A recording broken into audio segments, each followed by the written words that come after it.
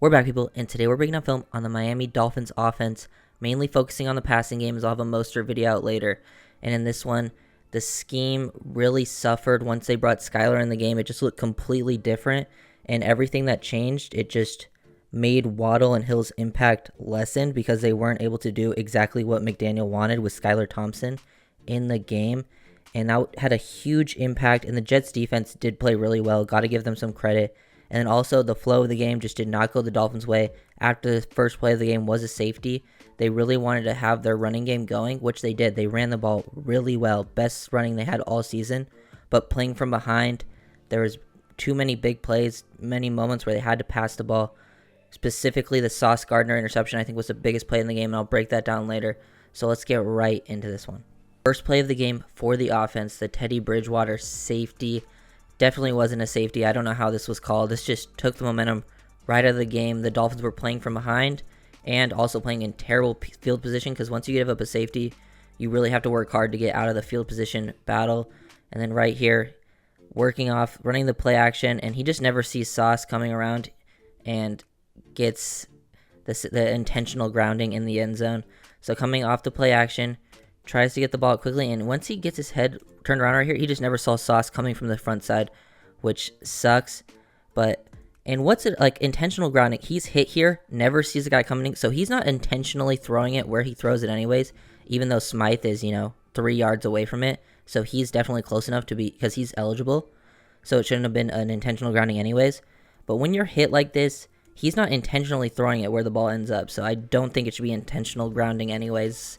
Either the rule is wrong or something needs to change with the league with this call. It was an absolutely atrocious call that really put the Dolphins from behind in the beginning.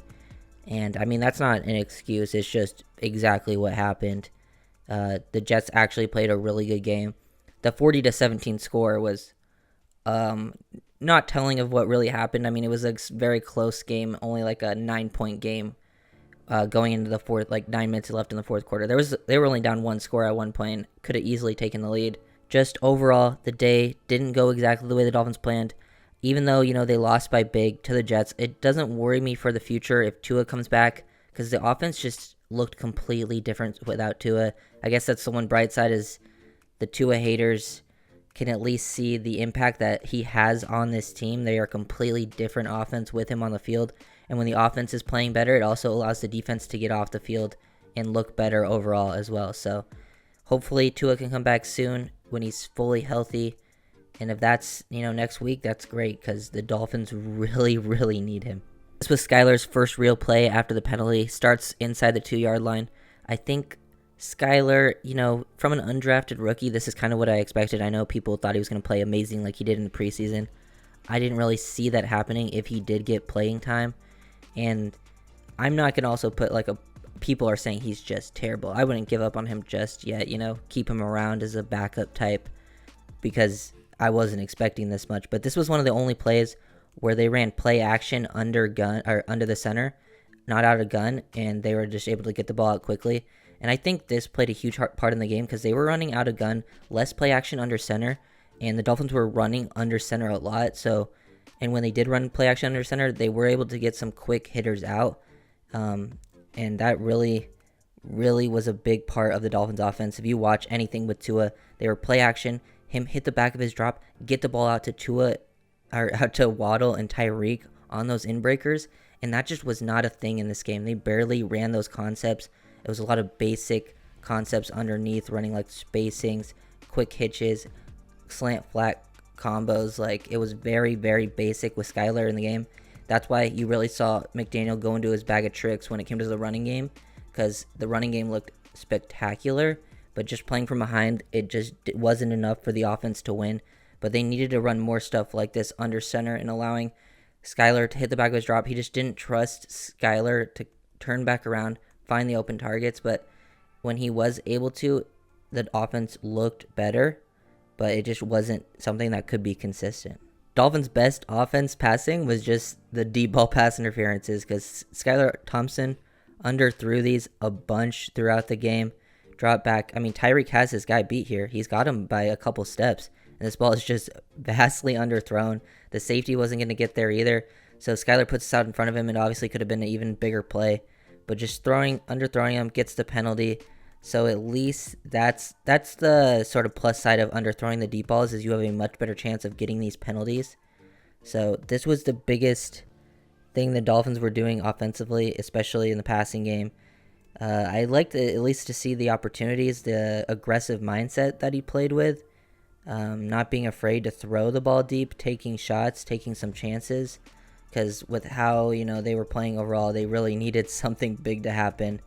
So, but good job. This is like the effect that Tyreek Hill has on offense or against the defense, just in what he's able to do. You can just see, hopefully with Tua back, you get these going down the left sidelines. He can hit these a little more accurately. He definitely feels comfortable throwing just a straight deep ball, straight vertical, straight fade like this.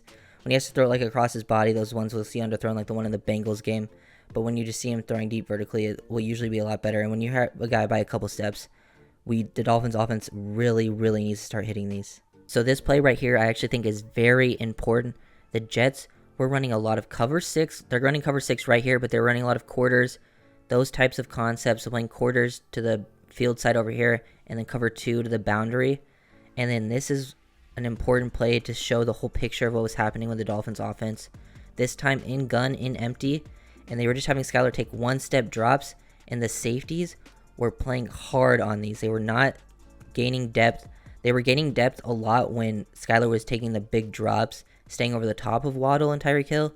But when they're taking these one-step drops out of gun like this, out of empty, the safeties can sit on these in-breakers, and basically you only have one option to throw it to. It's this in-breaker right here, but the safety is able to take this away. And with the Jets running cover 6, this is how a concept that definitely the cover 6 will definitely be taken advantage against. And against the Ravens, against the Bills, the Ravens and Bills both ran a lot of cover 6, a lot of cover 4, and the Dolphins offense took advantage with Tua in the game because they're running concepts to Tua's strengths, and Tua's strengths beat a lot of those coverages. But clearly against Skylar, they felt limited in the offense with what they could do, and they weren't able to attack the cover 6 to cover 4 like they used to in the previous games with the downfield concepts. And when you're running just a quick step drop, everything else is just super basic. The sit down right here from Waddle, the flat swing, another quick out from Gesicki. Nothing really going on to clear anything out, and you're just reading the dig, but the safety sits on it, so it just takes Tyreek Hill right out of the play, and then everything else is dead, and then you're forced to scramble and try to make something happen, and there's just nothing there at all. So I think this was an important play to see what was different with the Dolphins offense. They were able to do what they wanted, and when the running game being so successful, they couldn't work the play action from under center as well, and that has always been a big part of their game. Even when they weren't running the ball successfully, that was what was working on offense with Tua, and without him, it was very evident that was just taken away, not a part of the game plan. It's 3rd and 7. I'm not a fan of what they ran at the top of the screen. Everyone's so tight in here. The spacing of these routes don't end up working, and then we throw the quick hitch short of the sticks, and the Jets defense was very good at being aggressive and playing the sticks right here. I would like Skylar to maybe show a little more patience, but he doesn't have a bunch of time in the pocket and hit the dig to Tyreek Hill. But I just don't like the spacing of these routes with Waddle on the wheel, this quick hitch right here, and then the dig behind it. And then once you're reading him, once Skylar sees him start to break, he should have maybe hold it, put this behind to Tyreek, but it's a tough play overall. And they were just very good at getting downhill, getting down, tackling, and we just can't run these routes short of the sticks. You just gives you no opportunity. And overall, just things were just not clicking from a schematic standpoint in the passing game. And I think that had to do with Skylar being in mostly at quarterback. And it just, people were not really open down the field based on what we were running. And that's partially on the quarterback and partially on McDaniel as well. I mean, when you have an undrafted rookie, it's very tough to do this. And I know people just want to blame Skylar, but first game, first action, and you're playing a tough defense, and your offense becomes limited, which obviously is partially due to him, but it's also a tough ask for the young guy. The Dolphins ran this concept a lot, and honestly, it was their most successful play, but the Jets are they'll give this up when they're up the whole game. They're going to give you these quick hitches. The quick hitch to flat concept, you basically have the back coming out of the backfield to the flat, and the quick hitch just sitting down in the zone. And I like doing this, just getting a free 8 yards, obviously, but when you're playing from behind and this is the only thing that's working. You can't just run it every play, and they ran it a bunch, and obviously getting the ball in Tyreek, but the Jets were just getting there quickly, 4 guys around him, and it just limits his yard after catch opportunity. And it's just such basic concepts that you're just not used to seeing in the McDaniel offense. Like when Tua was at the helm, there's nothing really going on, even on the opposite side of the field with like the over route, running just like a whip route with the running back out of the backfield, dig on the outside, nothing too crazy. And we were running this out of shotgun. It's not the same effect that you're having. Look how hard, like when he takes this one-step drop, just look at the one-step drop. When I'll show some play action later out of from under center, look at the difference in the Jets secondary here, especially the second level defenders. They barely drop back at all. They sit on this. They're ready for this, and they fly to the ball, get there, and limit the yards after catch opportunity. So it's just those little things have such a huge effect on the game that you just maybe don't notice in the moment. But it's definitely something I noticed when watching the All-22 is the Jets defense was just not affected when Skyler was just doing these quick drops, and like when they were able to get the play action going, because the running game started taking off later in the game.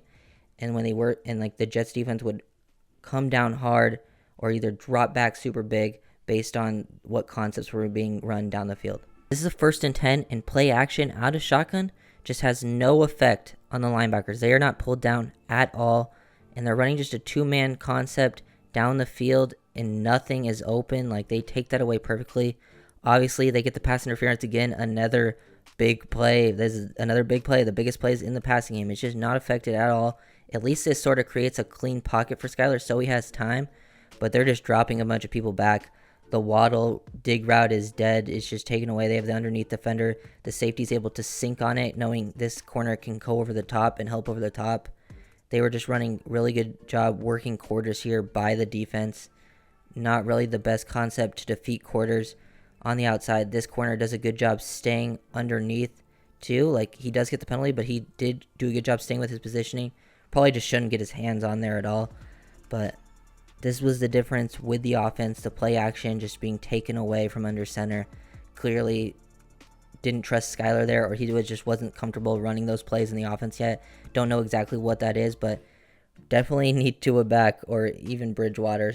I don't know what happened with Bridgewater. I saw that he passed concussion protocol, but with the no rules, he just didn't end up playing. In my opinion, this is the biggest play in the game. The play action, they finally get exactly what they want, but it ends up getting picked off by Sauce Gardner, and is only picked off because of the edge beating our right tackle, beating Greg Little. And just watch this. I mean, they get exactly what they want. They finally get, look at the effect on the flat defender. He shoots downhill, so you have this curl route, the comeback route, and it's open, and his arm gets hit, so the ball is wobbled there. It comes in with less velocity and is placed behind him. His arm is hit right as he throws. Little just gets beat.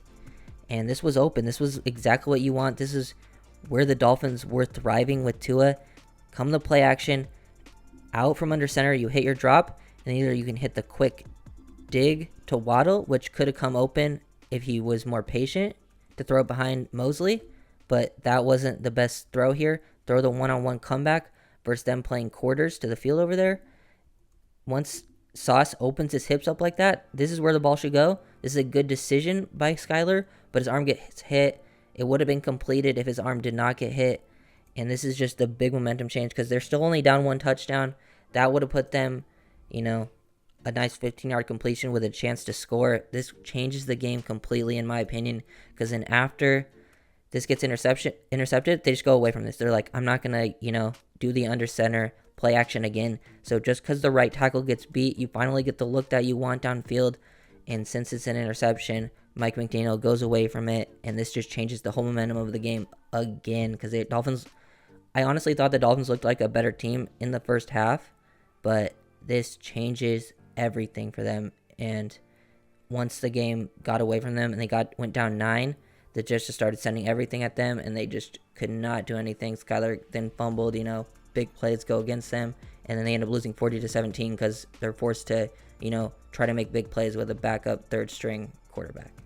The drops are just so important to this offense. Like, look at Skyler actually gets to, roll out a little bit to the left here, drop deep, and then the Jets defense flies backwards. This is a 2nd and 6. This isn't just some obvious passing situation where they're going to fly back, But look, the linebackers see them drop deep and all the concepts 3 vertically down the field. So they play them, and all of them, not really open. You maybe could hit Gesicki coming across here once Waddle clears everyone out. The dig is not a great option. But since you get everyone to drop back, Skylar makes a good decision. Just get Smythe coming out, check and release from the tight end spot, and you get a free first down. This is stuff that the Dolphins need to do more of.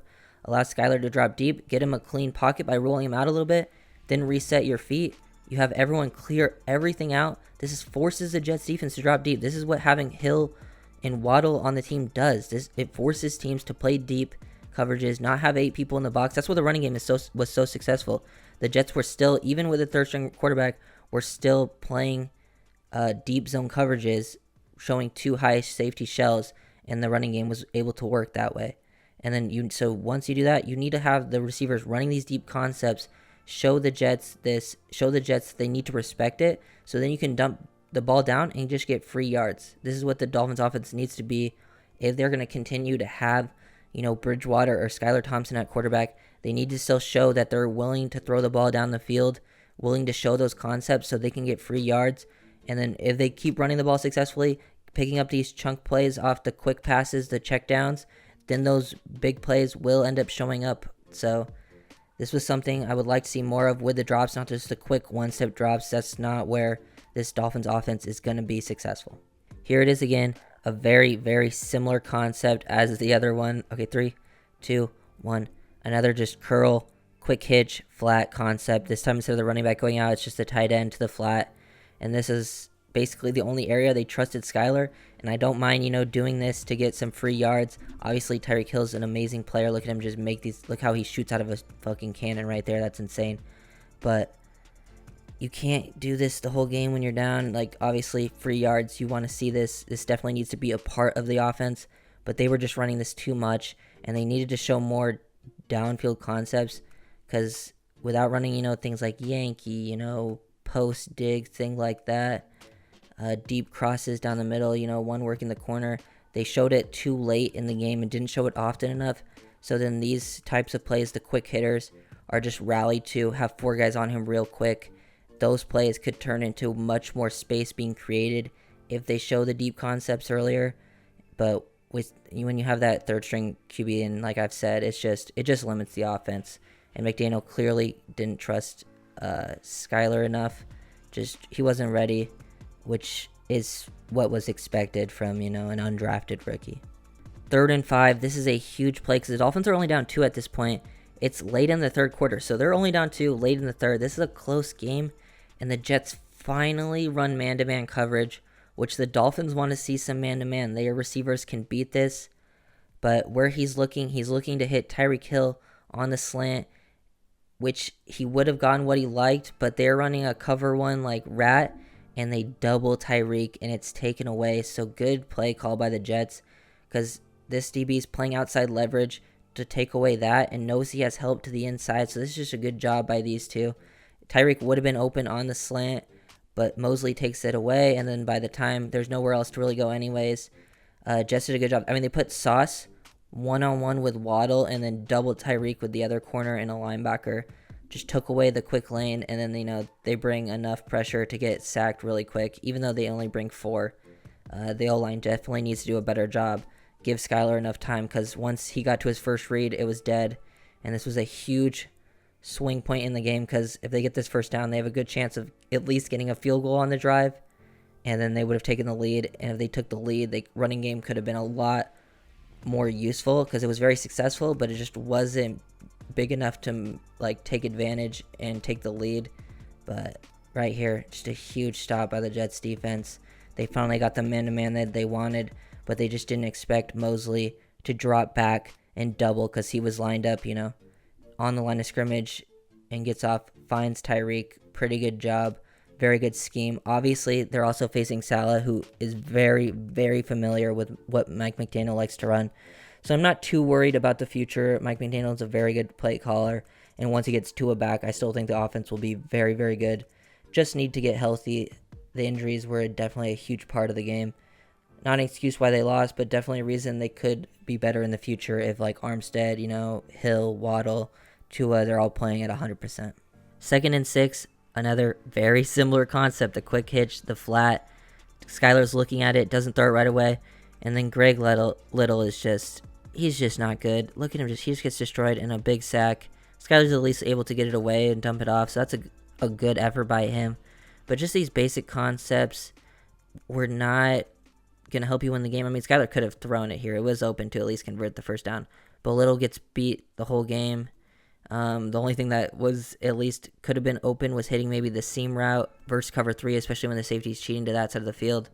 But offensive line doesn't hold up when they're only bringing it 4, and he gets taken down right away. Just definitely need to get healthy. I never thought I would want to see Austin Jackson back in the lineup so bad, but that's what the Dolphins need. Hopefully they slid to the left here, which is another surprising thing. Slide to the left. Their D tackle shoots the inside, so Robert Hunt has to go and take that.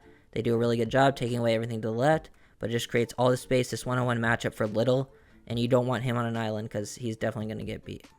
Just going to show this, just to show another big play for the Dolphins offense, just being another pass interference.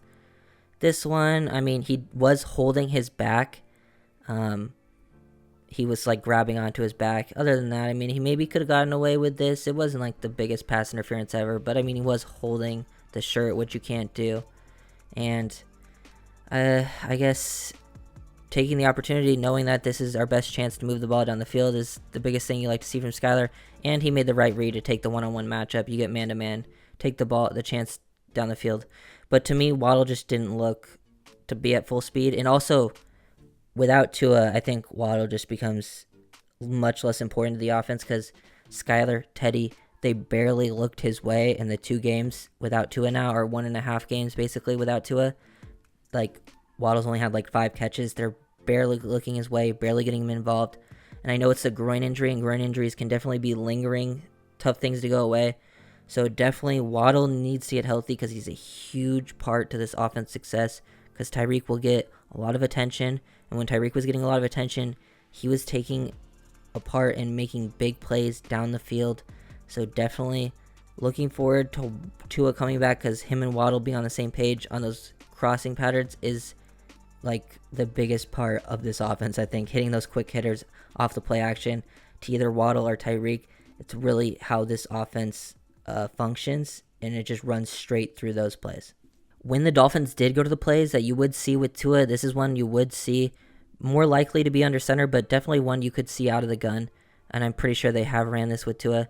Just the play action, hold it, and then you either hit the quick dig, which was a possibility. Like, the linebackers will, based on their leverage, if you put this maybe on Sherfield's back shoulder, it could have been here. And then he comes back to like the 7th stop on the other side of the field, which also was a window. My biggest problem with Skylar on this play, I mean, not just making those decisions, was his depth.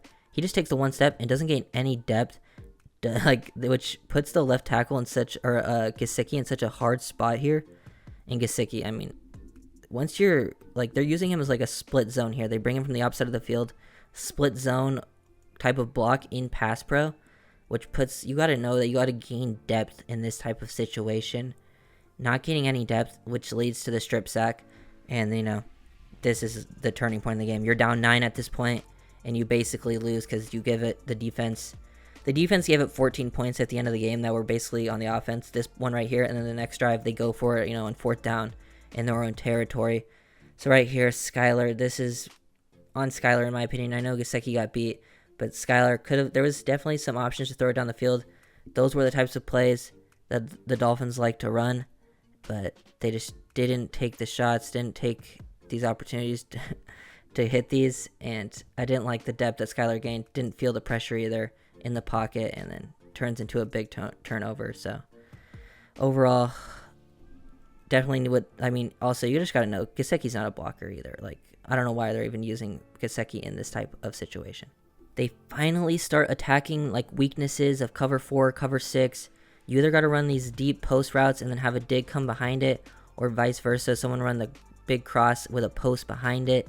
Or this time they work the opposite. They have Waddle running the clear out deep corner with a shorter corner coming in behind it, which is exactly what you want. But Skylar, he throws it with pretty good timing here. Not too late. He could have thrown it with more anticipation, but he's still throwing it right at the break.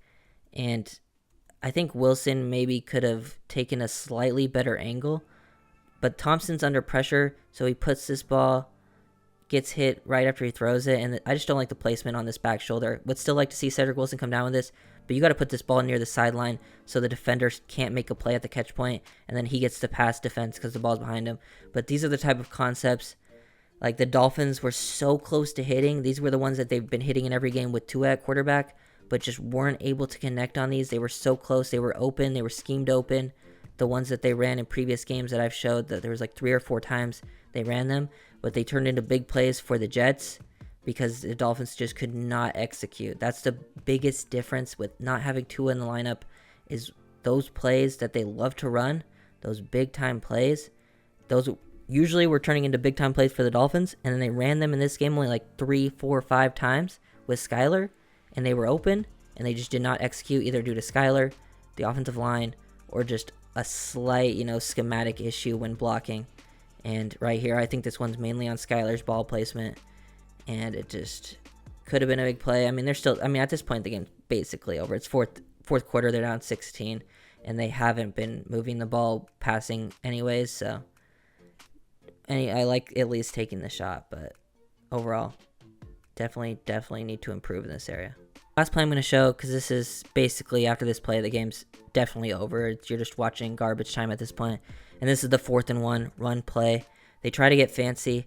I don't mind, trying to do something crazy like this, but the only reason this works for the Jets is because they're just running cover 1. So Alexander, instead of reading, the O-line, he's just man-to-man on Mostert. So he just sees Mostert go outside, so he's just following Mostert, and it's just taking away the pitch play, and they just never had an opportunity. So Dolphins offense definitely not the same without Tua at quarterback. Just the whole playbook is changed. The biggest bright spot of this game was the rushing attack, and I'm going to show that in a later video. It looked really good. McDaniel looked like a genius when it came to running the ball, and Mostert looked really good. Even Myles Gaskin, in his limited snaps, played pretty well. Chase Edmonds, not so well with dropping the ball, morely a passing game issue, which is weird, but definitely need Tua back if the Dolphins are going to be successful. They're still 3-2, so I'm not too worried about them at this point. Winning record, especially when they've already played some of the toughest games of the season, and they have a pretty winnable schedule for the next 5-6 games. So if Tua comes back, I could still see them being in a pretty solid spot to make the playoffs. So I'm not gonna overreact just yet, like a lot of fans will. So hopefully they turn it around. If you guys enjoyed, make sure to like, comment, subscribe, and I'll see you guys next time. Peace.